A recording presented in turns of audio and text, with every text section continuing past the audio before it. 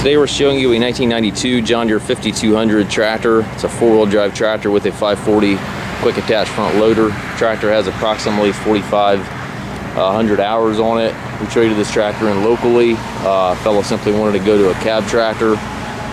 Cosmetically, it's average. Mechanically, there are no known mechanical issues. It does have a couple leaks like most of these older tractors do. Got some leaks around the cylinders here.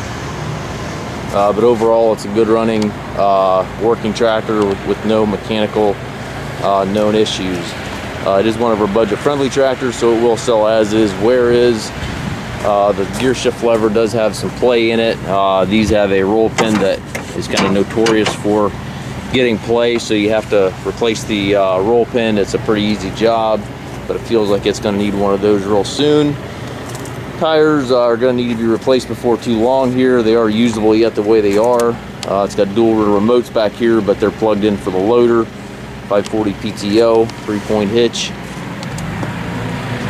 If you're looking for an inexpensive four-wheel drive loader tractor, this one might fit the bill for you. You're not looking to spend a whole pile of money. This one, again, would maybe do the job for you. So it's got 48 hours on it currently.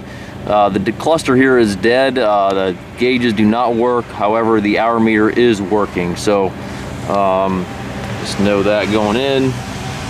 Brake pedals, clutch pedal here to the left. And again, this is one of our budget-friendly tractors, so it is selling as is, where is. If you have any questions regarding the unit, please feel free to contact us, masttractor.com.